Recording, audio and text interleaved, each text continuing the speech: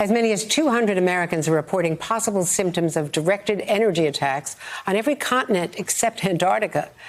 It's been called the Havana syndrome for where it first started, because the mysterious neurological symptoms were first experienced by U.S. diplomats in Cuba. Roughly 24 possible cases have now been reported in Vienna by U.S. intelligence officers, as first reported by The New Yorker. Diplomats and other government officials have also been involved. Joining me now, NBC's Josh Lederman and Adam Enta, staff writer for The New Yorker. Both have been reporting on this issue. Josh, first to you. You write about how the possible cases have spread, including possibly an American and Central Asian country of Kyrgyzstan who has experienced symptoms, including a baby there. Are there any clues about a possible cause yet? The government still saying, Andrea, that they have no known source or culprit for this, although the leading theory still remains within the U.S. government. What came out of that National Academies of Science report, that pulsed microwave energy is the most likely thing to have affected these diplomats.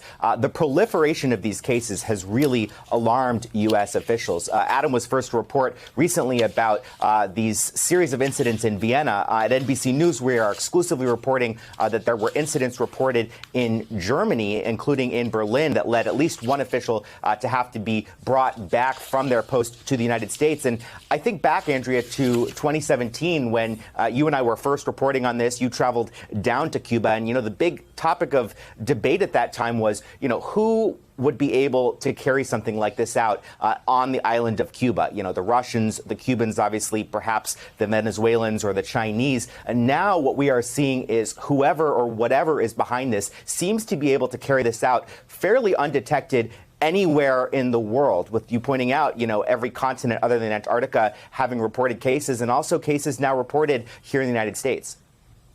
And Adam, you've been reporting deeply on this, the first cases in Vienna, which the U.S. government, refers to as unexplained health incidents. What else have you been learning? Well, basically, this started with the first case kind of about 2 months after the inauguration of Joe Biden. And sort of unlike what happened in the past, this was being reported live as it was happening back to Washington. So, this wasn't diplomats or spies who were reporting retrospectively about things that happened to them before. This was literally happening in the real time. And so, with an administration, the Biden administration, and the CIA, with a new director who is keenly focused on this and has put more resources not only into the health issues here, but also in terms of the intelligence and law enforcement investigation that's going on. So this was kind of these roughly 24 suspected cases were sort of unfolding starting 2 months after the inauguration. But, the same questions which has persisted since the very beginning, which is they're just so far been able to not find intelligence that points a finger at an adversary or a device, even though they have this working hypothesis that we just heard, which is that this is a pulse microwave device of some kind. And so importantly, which you were reporting in The New Yorker, the fact that this administration has taken charge of this with the National Security Council, creating this interagency, two task forces that Bill Burns at the CIA is so importantly focused on it. So is Avril Haines, the head of national intelligence, because in the past, first of all, initially the FBI reported that it was mass hysteria, which was so offensive. This was the first study back in 2017, 2018, perhaps. And then they did not get help from Walter Reed. We did interviews with a former CIA official, Adam. The difference now seems to be a coordinated approach where they really want people to come out. And that's why we're hearing so many more cases. They want people to come forward to at least try to distinguish what might be part of the syndrome and what might not be. It's very clear that this is not the Cubans. It would not be popping up in China, in Moscow, and now all over Europe and now all over the world. Adam?